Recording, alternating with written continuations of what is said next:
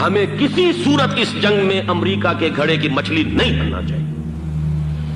امریکہ اسلام کے تحفظ کے لیے نہیں آیا، امریکہ حرمین کی حفاظت کے لیے نہیں آیا، امریکہ اپنے مفادات، عالمی مفادات کے تحفظ کے لیے آیا، اور زیادہ سے زیادہ آپ کہہ سکتے ہیں کہ وہ سعودی شاہی خاندان کی حفاظت کے لیے آیا۔ اور بڑا عمدہ مضمون چھپا تھا پچھلے، بلکہ ابھی تک تو وہ تازہ ہی ہے جب تک نیا نہیں آتا، ندا میں، جس کا عنوان تھا اربوں کا چھرا اور اربوں کا گدا۔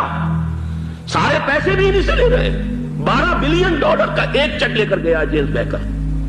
اندازہ تو کیجیے دنیا کہاں سے کہاں پہنچ گئی۔ محو حیرت ہو کہ دنیا کیا سے کیا ہو جائے گی۔ 2 ماہ قبل اس کا تصور نہیں ہو سکتا تھا۔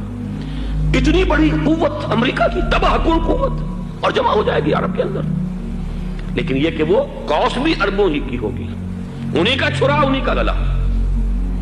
ہمیں کرنا یہ چاہیے، اللہ تعالی ہماری حکومت کو، ہمارے سیاستدانوں کو، ہمارے ذمہ دار لوگوں کو ہدایت دے، وہ امریکہ کے گھڑے کی مچھلی نہ بنے۔ اس کے تحفظ کے لیے یا شاہی خاندان کی حفاظت کے لیے بہت کچھ انہوں نے عیش کر لیے، کافی عیش کر لیے۔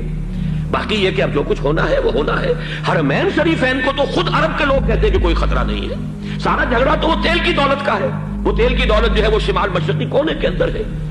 بلکہ یہ کہ جو رد عمل پیدا ہوا عالم اسلام میں اور سعودی عرب میں، خود اس کے مذہبی نوجوانوں میں امریکی فوجوں کی آمد کے خلاف اس کا جواب دیا گیا رابطہ عالم اسلامی کی طرف سے کہ یہ جو بھی جنگ کا محاذ ہے، جو فوجیں ہیں، یہ حرمین سے تو 1500 کلومیٹر دور ہیں، تو حرمین کو تو کوئی خطرہ نہیں ہے۔ خطرہ ہے امریکہ کے عالمی مفادات کو۔ آج آپ کو معلوم ہے دنیا 2 طبقوں میں بٹی ہوئی ہے، دی رچ اینڈ دی پور۔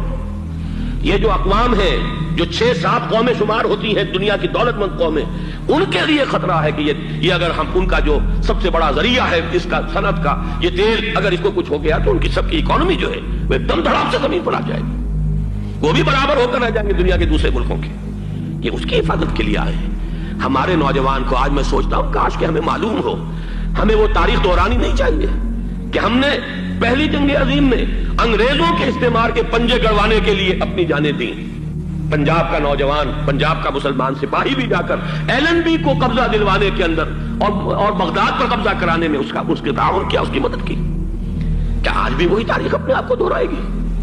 آج ہمارا فوجی جائے گا وہاں پر امریکہ کے تحفظ کے لیے، اس کے مفادات کے تحفظ کے لیے۔